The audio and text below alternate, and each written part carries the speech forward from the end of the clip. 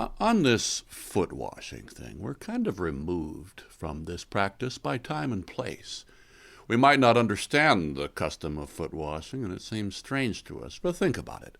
Open sandals, walking on dusty roads.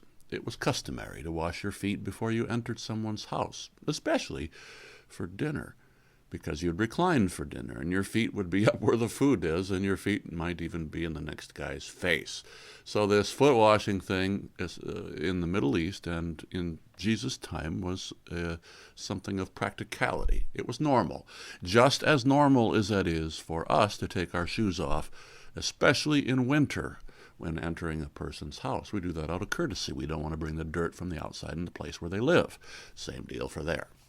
Peter had refused to let Jesus wash his feet, but when Jesus said, "Unless I wash you, you have no share with me," and Peter responded in the normal way you'd expect him to respond. He's an all-in sort of fellow. He's the guy that when he saw Jesus walking on the water, he says, "I got to do this too," and he jumped out of the boat. So he basically, Peter said, "Lord, not my feet, but also my hands and my head." Welcome to 10-Minute Bible Study, wherein we're studying the Gospel of John in 10-minute, easily digestible bites 5 times a week. John 13, 10-12. Jesus said to him, "The one who has bathed does not need to wash, except for his feet, but is completely clean. And you are clean, but not every one of you." For he knew who it was who would betray him. That was why he said, "Not all of you are clean." Gently, Jesus responds to Peter's overboard suggestion that he give him the bath at the supper table. He drew his explanation from the situation in which they were currently found themselves. A person going to the feast usually prepares for the feast by bathing beforehand, but he has to walk there. And of course, since he has to walk there on the dusty roads of Palestine, he's going to get dusty feet, and his feet need to be washed. Though Peter would only later understand, Jesus was actually speaking on an entirely different level. He indeed was washing the disciples' feet, but he was also talking about cleansing their souls and washing away the sin on their souls, which would be accomplished by him going to the cross. And Peter would understand this later. When one is forgiven by Jesus, as in baptism and by coming to faith, they are made clean.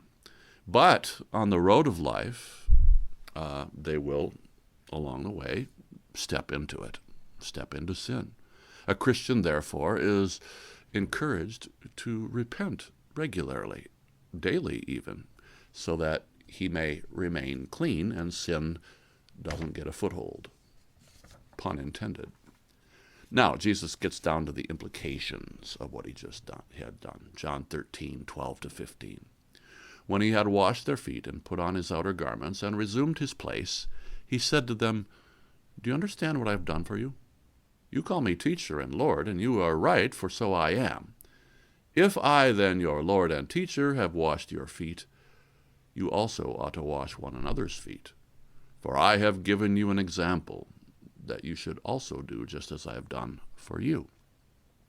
Jesus finished washing the disciples' feet. He puts on his outer garment, gets back to his place at the table at the dinner. He challenges them to think about what he had just done. He said, "You call me teacher and Lord, and you are right. That's what I am." And this really is hitting where he wants them to learn. He was indeed the greatest among them. Yet he was the servant of them all. He then says, "If then your Lord and teacher has washed your feet, you also ought to wash one another's feet." In other words, instead of puffing your chest out and trying to fight over who's the greatest, you should be servants to one another. That's how you should live.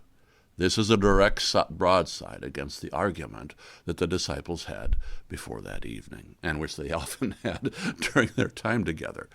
Now, some in the Christian church throughout history have taken this to mean that foot washing must be a part of the celebration of the Lord's Supper.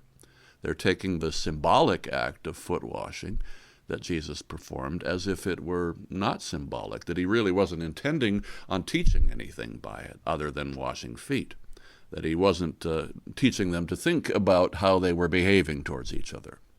But from the complete context, I would argue that this is really not about washing feet, but rather about humbly serving each other rather than putting on airs.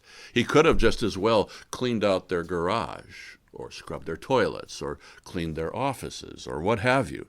His point was that in real life is about serving people, even if you are of high station. You must never lose sight of the fact that you are a servant.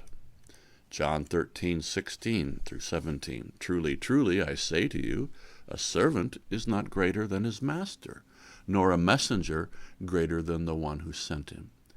If you know these things, blessed are you if you do them. Truly, truly, in other words, heed well. Jesus is about to say something important. And what's important to Jesus is that they understood the example that he was setting. He reminds them of their true status. They are servants. They are the sent ones, which is the Greek for apostles. They are sent out by the master. They are not to take their dignity not to stand on that and think too highly of themselves, or put on airs by saying, "Why, I am an apostle and I knew Jesus." And if they do that, they're going to ruin it. They are to take themselves as servants. This was the lesson that they were meant to take, that they are not to fight over or think about how great they are, but rather they are to serve. They were not Jesus telling them to enforce some sort of foot-washing ritual. Indeed, they might find themselves from time to time in a place where they will have to wash each other's feet. After all, there's sandal-wearing people living in Palestine. That's going to happen. They're going to need to wash their feet. But the point is not necessarily that. It's nothing is truly beneath your dignity. And Jesus adds, if you know these things, blessed are you if you do them.